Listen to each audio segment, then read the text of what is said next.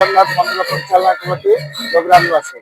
আজ মহাপ্রভুଙ୍କ ঘୋଷଯାତ୍ରା এটা কেମିତି କରାଯାଇଥିଲା ବିଶେଷ କରିକି ବୁର୍ଲା ଜଗନ୍ନାଥ ମନ୍ଦିରର କଣ ବିଶେଷତ୍ୱ ରହିଛି ଆଉ କିଭଳି ଭାବରେ ରଥଯାତ୍ରା ଚୋବ୍ରା ଜଗନ୍ନାଥ ମନ୍ଦିରର ଏ ବର୍ଷ 51ତମ ରଥଯାତ୍ରା।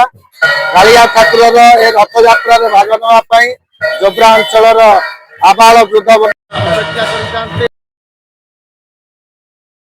ରଥ ଆସିବ, ସବୁ ଚକାଡୋଳାକୁ ଦେଖିବେ, ଦର୍ଶନ କରିବେ ଏବଂ ଆଶୀର୍ବାଦ କାମନା କରିବେ ଏବଂ ଏ ଅଞ୍ଚଳ ନୁହେଁ ସାରା ବିଶ୍ୱର ଜନସାଧାରଣଙ୍କର ମଙ୍ଗଳ କାମନା କରିବେ।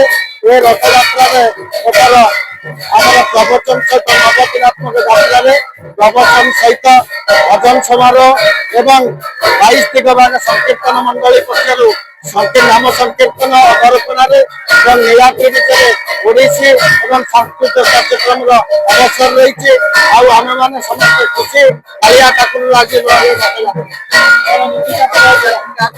ଆଜି ନୀତିକାନ୍ତି ସକାଳ 12:30 ବେଳୁ ଆରମ୍ଭ ହୋଇ ସୂର୍ଯ୍ୟ ପୂଜା ଏବଂ ମହିଳମ ଆଉ ଇଏ ପରେ ଛେରା ପହଁରା ହେଲା ପରେ ରଥ ଚୋବ୍ରା ଜଗନ୍ନାଥ ମନ୍ଦିରରୁ 3:45 ସମୟରୁ ବାହାରିଲା ଏବଂ ଏ ରଥ ଏବଂ ସାରା ପୁରପଲ୍ଲୀରେ କେବଳ ପୂର୍ବାଞ୍ଚଳ ନୁହେଁ ଆଉ ଏ ଅଞ୍ଚଳର ଜନସାଧାରଣ ଜଗନ୍ନାଥଙ୍କୁ ଅପେକ୍ଷା କରୁଛନ୍ତି ଏବଂ ଦର୍ଶନ କରିବା ପାଇଁ ସାରା ଜଗତର ମଙ୍ଗଳ